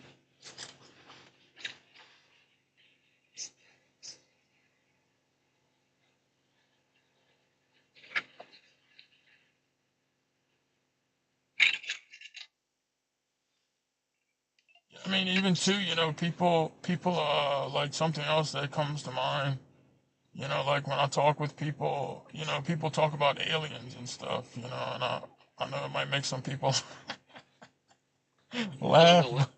but aliens, you know, like outer space aliens. Aliens. Huh? Yeah, you know, and like people, Said Mexicans. oh no, no, like aliens, like Andromeda or you know, intergalactic, but Mexican. but but um, No, you said Mexicans, right? That's what I heard. no, I said aliens. That's so weird. No, I didn't say Mexicans at all. No. Oh, okay, that's funny. Yeah, 'cause I was outside, it was a bit noisy. Yeah, maybe the words before it might have sounded like that, but like the words Okay. leading up or the sentence leading up, that's maybe what happened. But That's kind of, alien Mexican. yeah. Yeah. But you know, like people, like I've seen this. I mean, this person also is very absorbed in the worldly life. You know, this individual. But like, you know, this is another thing I think too that people hear about these matters and don't understand certain matters, like about outer space and Yeah. aliens. But if they start asking these questions, you know, if they ask them about in the light in the Quran, it will become obvious to Yeah. them. You know, like Yeah, what? you know, like aliens can be recipients of charity. Yeah. Yeah. Mhm. Yeah. Traveling aliens, you know. Traveling It's aliens, right? mentioned. Yeah, exactly. They're traveling. Yeah. Yeah. So, I mean, God gives us clear examples about aliens. Like, there's no life on Right. any other planet other than our Earth, you know. Right. Yeah, yeah, and some people, right, they like grow up hearing these things and you know, or they don't understand or you know, they hear about, yeah, like there's people like you I hear so much like, oh, there has to be life where like we're not the only people in the universe and stuff. Like, Mm-hmm. you hear this a lot and stuff. I just heard it the other day from somebody at work, and then but it's ironic because like it's the exact opposite. There's only life on this planet. And there's not any humans or any other creatures, or even bacteria and stuff doesn't exist in any other place. So because some people may like have this these understandings or this garbage from the past, and they shouldn't just ask. They should just, if asked about the light in the Quran, we have everything we need to know in the Quran, and that's all that matters. You know. Sure.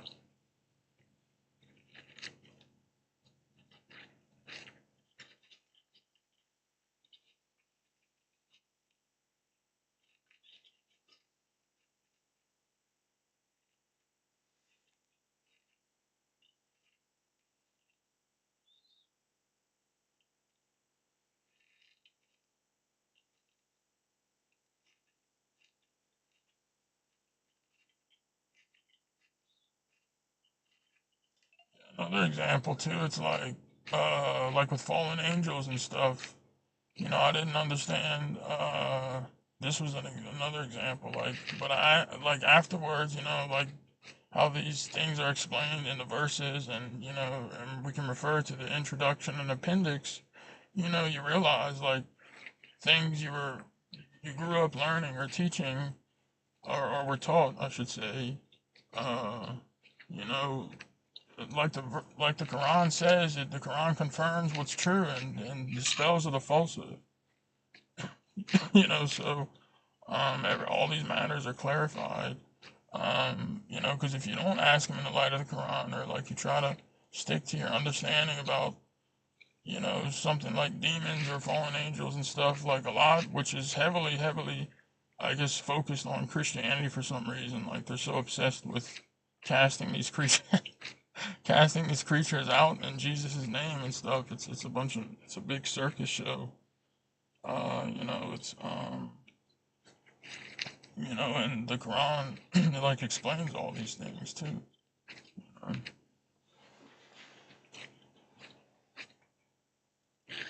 Yeah, but I mean, this verse is even talking about the same thing. Like it says, if you ask about them in the light of Quran, they will become obvious to you.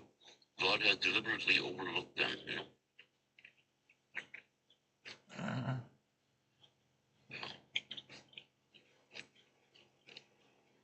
Others have asked the same questions, then became disbelievers therein.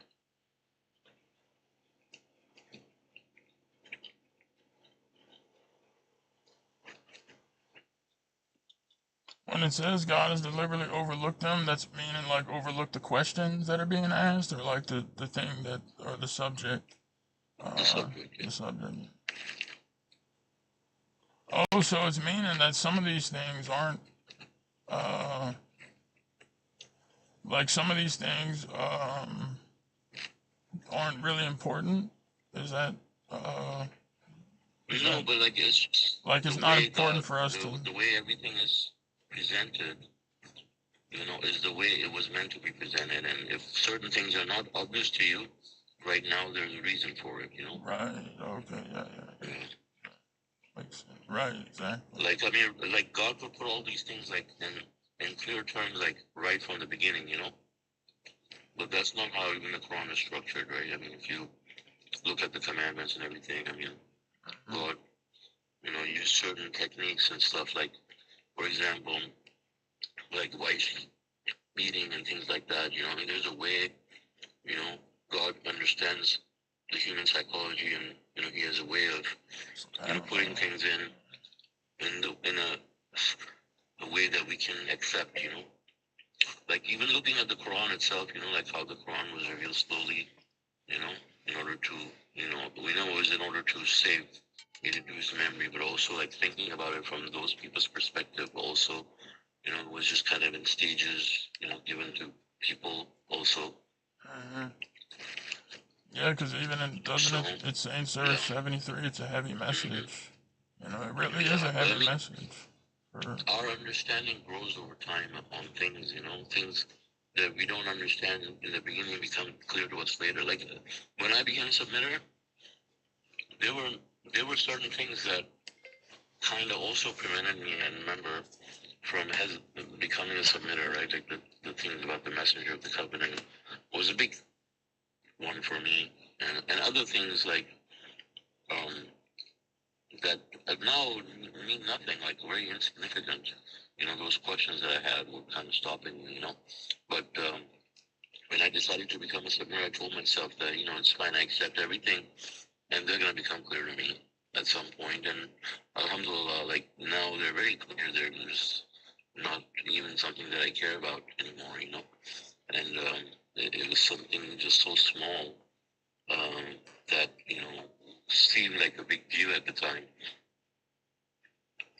And as we talk more in our Quran studies, as we hear other people, as we spend more time in submission, I mean, these things get clear over time. And God shows them to us, explains them to us when we're ready. But that doesn't mean that people should not be asking questions in general, right?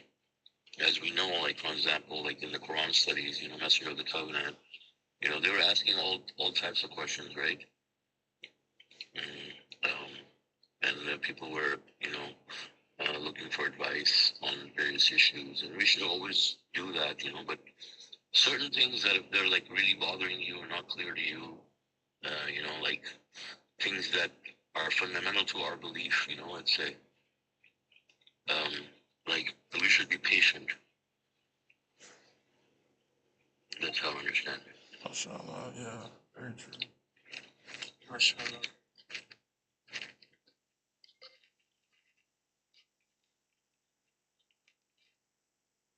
Yeah, I think, too, on that, just wanted to say this last thing is like the concept of God is running everything, I think is like the most important thing for every single one of us, and it really hits home, especially because the messenger, he said it was his most important sermon, and then, we have footnotes and like subtitles in the Quran about these verses, and then you realize like it's pivotal for our salvation and for us making it, and it's something yeah, it's brother John, we need to implement in our lives, and it's something we have to really really work on. And mashallah, it's reassuring too that the messenger also says that, like, look, it's something that it takes time, and it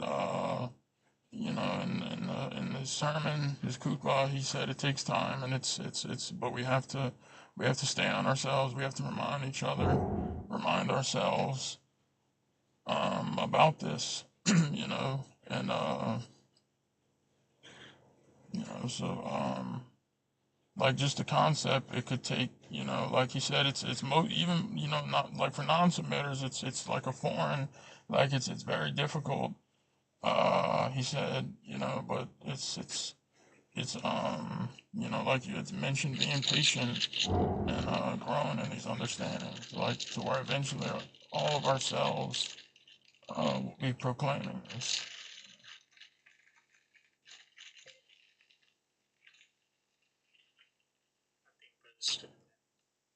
Oh, sorry. I was playing with the bread. Oh, it sounds like snacks. Yeah. Yeah, it's making me hungry. Yeah, maybe you should go eat. I know I haven't eaten. Are there any comments or questions from anyone?